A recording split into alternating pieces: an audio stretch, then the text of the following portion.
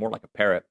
Let's go to the Buppy's Catering and Bartending Hotline. This guy doesn't talk like a parrot. This guy talks like a coach, talks like a player. And I mean that with an ER, not an A. We go to the Buppy's Catering and Bartending Hotline. Jordan Pugh joining us to keep it real. What's up, man? 1 second, Jordan. I don't hear you. I don't know if it's us or you.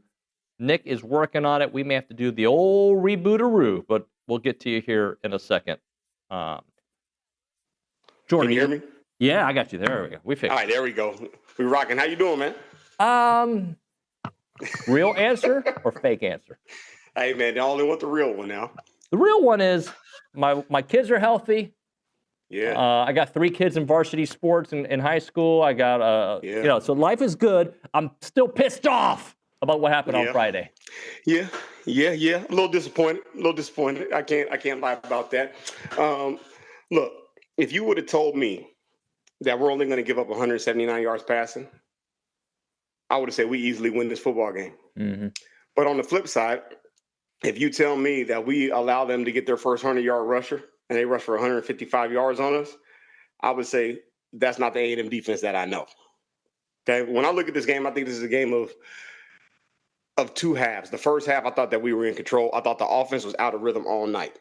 It just seemed like we couldn't get our flow. It didn't seem like we were as aggressive as we wanted to be. I think Marcel's injury kind of played a factor in that. That's not an excuse, though. I just think that's just what it is, right? Mm-hmm. But on top of that, I thought Texas did in the second half what we normally do to our opponents in the second half. That's what I thought. To give them credit, they controlled the line of scrimmage, okay? I thought that we never got into rhythm because of what their D-line did. So what we talked about last week, I thought that their advantage when it came to a skill group or a position group was that defensive line, and I thought that they took advantage of us offensively. But I don't think it was anything where we couldn't overcome that. We just didn't make the plays necessary. When you look at us defensively, that was the first time in a long time I've seen a lot of the breakdowns, right? So when you look at the first touchdown that Arch threw, okay, to Wingo, you looking at a defensive bust. It was nothing that they did offensively. It was just we let a man run free. When you look at the initial drive coming out of the second half, and you look at that big play that they had with the tight end, they got all the way down to the goal line. You're looking at a coverage bust, letting him run wide open.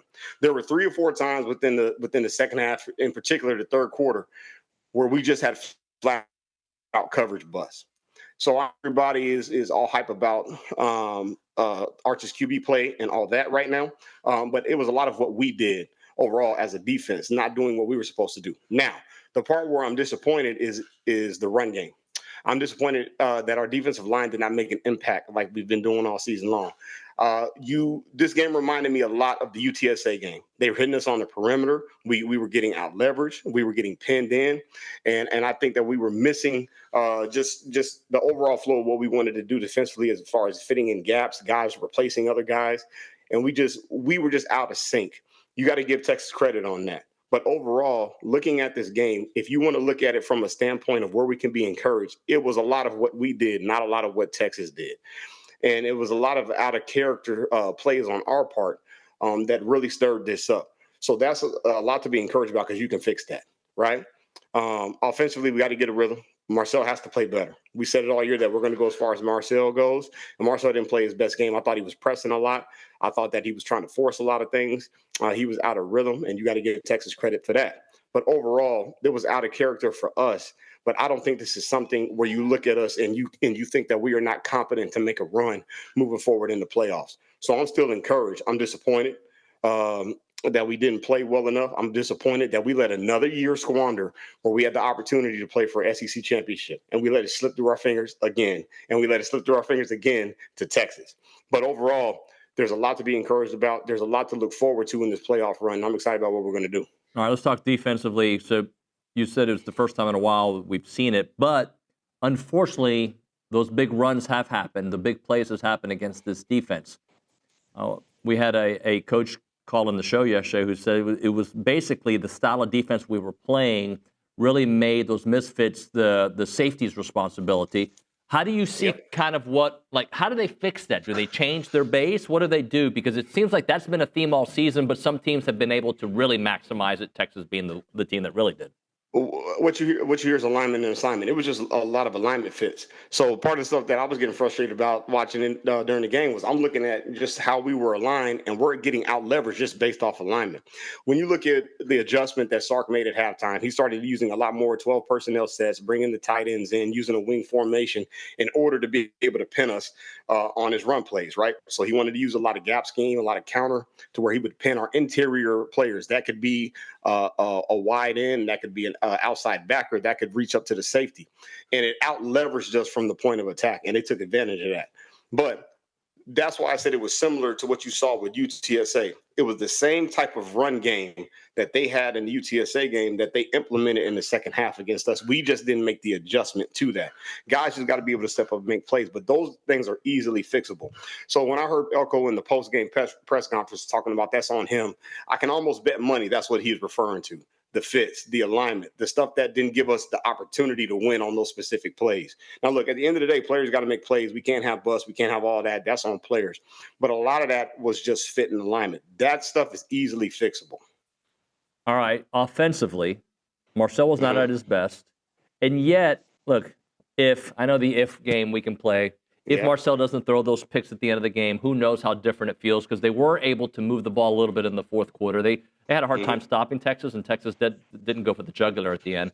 But if Marcel doesn't throw those picks, so are you concerned with the picks? Are you concerned with the flow of the offense throughout the night? What were you most concerned with? Because scoring 17 for a team that averaged 38 points a game entering that game, like that's significantly below the offensive output that we're used to.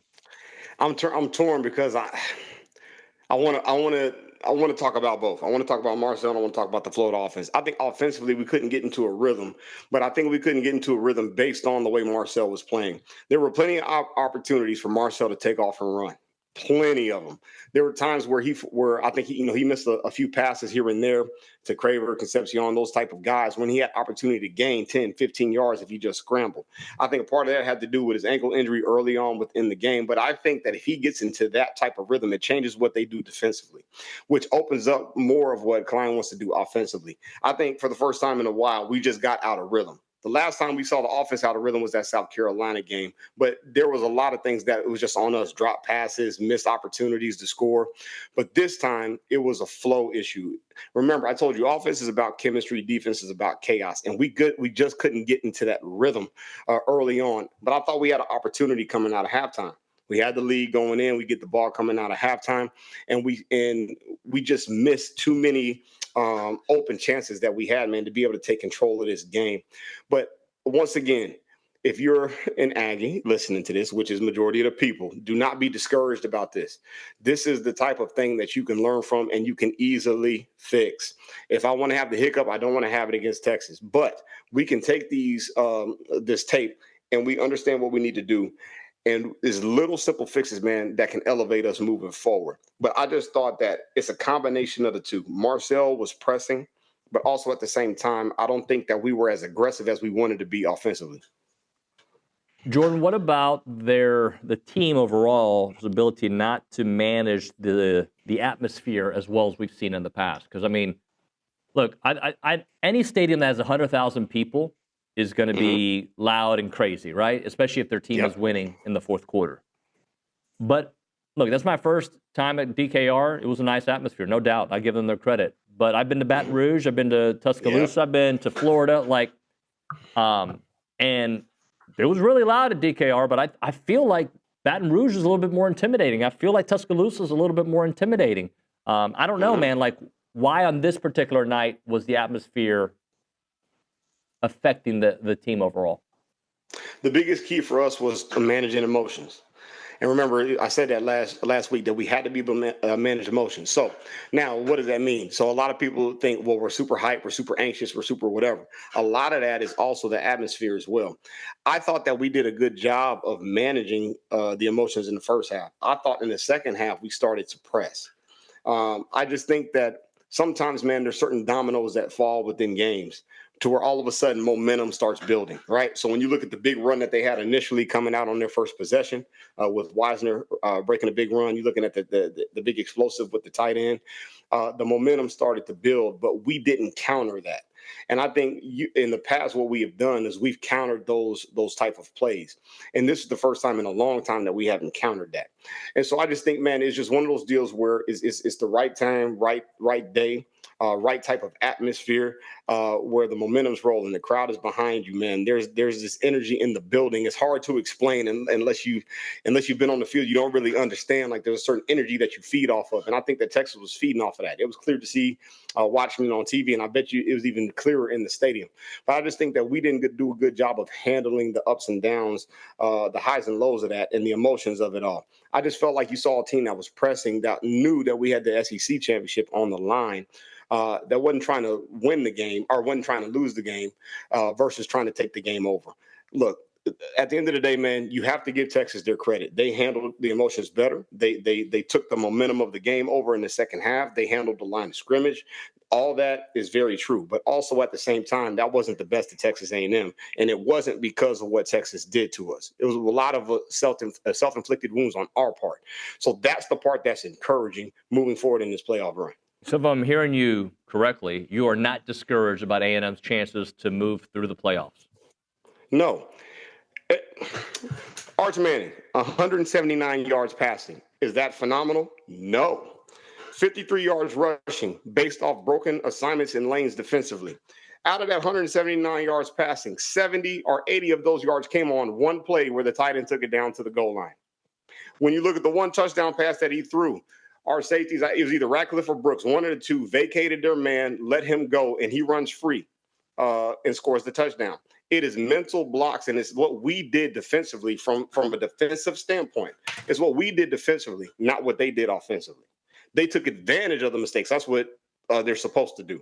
But when you're looking at that, it wasn't that they made spectacular plays. It wasn't that they beat us to the punch offensively. It was what we did and what we gave up. That's easily fixable.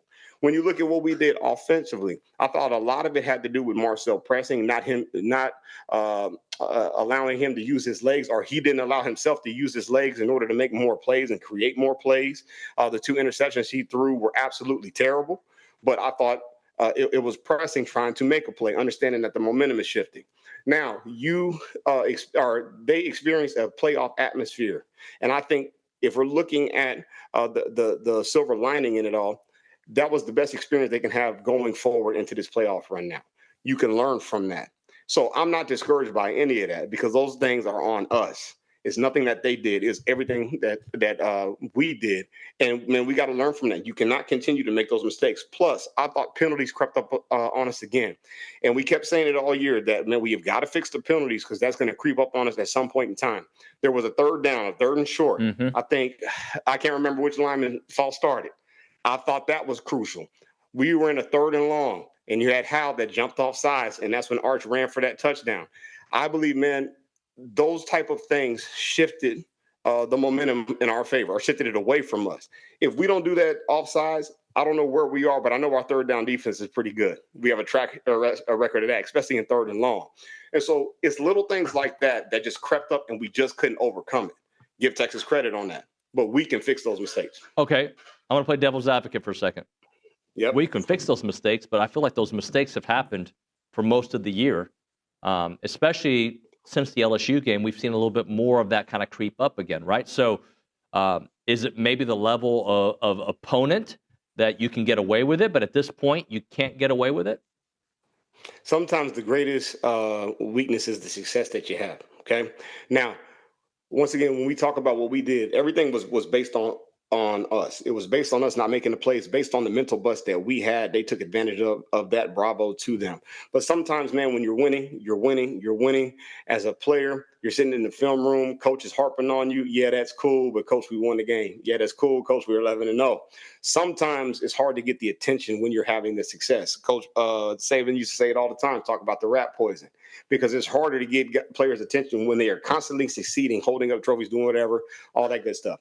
Now, Elko has the full attention of the football team. Now Elko can go in there and say, we squandered another opportunity. You had an opportunity to play this Saturday. Now you're going to sit at home and you're going to watch that happen again. Now he can go in there and say, for 2 years in a row, we have lost to the team that we don't want to lose to, and they have taken away the opportunity for SEC title. I have your attention again. And sometimes you need that to happen. Now, I don't want that to happen. Let's make that clear. But sometimes you got to grab the attention. If we're going to falter, I'd rather falter now versus going in the first round and faltering in the playoffs. So I think you're going to see more of a tight-knit group. I think you're going to see a group that's going to be on their P's and Q's because we understand the opportunity at hand. I'm disappointed that we didn't take advantage of the opportunity last week. But if we have to pull something from this, we pull all the miscues, everything that we did that hurt ourselves, and we move that forward going into the playoffs. All right, Jordan, another area of concern. I'm just going to say it. You respond. Yep. Special teams. I knew it was coming. Now that's been terrible. That's been terrible. There's no defense for that. I have no defense for that. Man, between the kicking game, punting game, blocks, you name it, I don't know what's going on with that. We have got to fix that. Because if we don't, that can cost us football games. And we can say that again with the Texas game. That field goal block, we would have went up 3-0. Is that correct? We would have took the lead off that first initial field goal. Yep. So if you look at that, man, that changes the trajectory of the game, especially if you fast forward to the fourth quarter. So instead of a 10-point lead, it's a 7-point lead, right? Instead of a 7-point lead, maybe a 4-point lead, whatever that is. So I just think that changes the nature and the flow of the game. But we got to get that going. We almost had it blocked too on a punt, I want to say, in the first half as well. I don't know what's going on with the special team. That's going to be a point of emphasis, man, especially in these next 2 to 3 weeks leading up to this first game. We have got to be able to get on that. But it's fixable. Now, we got to fix it. We got to execute, but it's fixable. Yeah, I agree. So what's going to happen? Not that you know how to predict what the playoff rankings are going to be, but do you even care if they're 5, 6, or 7? Because I do care. I don't. I could care less. We are in the tournament. That's all that matters. Put me at 12. It doesn't matter. Look, at the end of the day, you're going to have to beat good teams in order to win the championship. It doesn't matter what round you face them in. People come up with all these scenarios, matchups. If you want to be the champion, you got to be able to beat the champion. It is what it is. So, look, I hope if we have an overall consolation prize as a home game at Kyle Field, I can only imagine what that's going to be like. The competitor in me. And people are going to kind of find this. I know where you're going to go with this. I already know. The competitor in me kind of hopes Texas gets in the playoffs. I know it. I knew you were going to go there. And the competitor in me hopes that we see them in the first round. I want to run that one back. I just think, well, let me take it back. I know that we're the overall better team. We didn't act like it. We didn't play like it. It was a lot of stuff that was self-inflicted. But, man, I would love to see that one back. But overall, I don't think we dropped too far. Maybe as low as 6, maybe. But that still gives us the home game. I think, look, our overall body work, man, it speaks for itself. Everybody's going to talk about the record, this, that, and the other. I think it's absolutely amazing how all of a sudden Texas is this legitimate team, but yet we have common opponents. And we beat Florida. They lost to them. They go to overtime with Mississippi State. We blow them out. But yet our schedule is cupcake, and theirs is just this gauntlet that they ran through. They play Ohio State. We play Notre Dame. It's amazing to me, right? I just think, man, people are going to say what they want to say. You got to keep the focus. You got to stay locked in. You got to do what you got to do. But, man, I really believe that we have everything that we need in order to make a run. I'm just going to remind people of this. The game that we played against Texas looked eerily similar to what Ohio State did against Michigan last year. Couldn't really run, couldn't really make plays, out of whack. Ohio State was the better team, but they didn't play like it that day. So, man, I think that there's an opportunity, man, in order to run to ride the underdog train, the overlook train. I hear it all the time that we are frauds, all that good stuff. Like the body of work doesn't matter. There's an opportunity for this. But now if I'm Elko, I think this is a blessing in disguise because now I have the team's attention. I have your attention now. And so I think, man, everything will be tightened up. And his track record of doing that has been excellent so far this year. All right, then I'm going to close out with this question. What do you say to those? Because I'm not saying it, but I hear it. I see it. You're not Ohio State, bro. Stop talking about that story. That's not your story. Well, I think it's interesting because, everybody wants to bring that up. And Ohio State's been playing well. But Ohio State has not been challenged yet. And I think when you look at what we've done, when you look at the once again, the body work that we've had, you look at how we have won games in multiple facets, I think that we have been battle tested. Okay. And in this particular battle, if we're specifically speaking off last week, we lost that particular battle. We still have an opportunity to win the war. If we bring up Ohio State, I've yet to see them battle tested. And I think when they get into this playoff, especially if we find our way to that game, you're going to see opportunities for them, man, to find themselves in a battle. I don't know how they'll respond, but I know how A&M will, because we have 11 11 different battles where I've seen us come on top. So I'm excited about what we're doing, man. I think that we have everything that we need. My confidence is not wavered, not one bit. I'm not discouraged. I'm disappointed. I'm not discouraged because I think that we have the necessary pieces in order to make a run. And if you're an Aggie fan, man, you let it hurt, be disappointed, but understand what your team is capable of and what your team has. We have the bullets in the chamber. Now it's time to fire them off. Jordan, I needed to hear this, man. Appreciate you as always. All right, let's do it. See you, man. Jordan Pugh there on the Buffy's Catering and Bartending Hotline. Always brings it every week.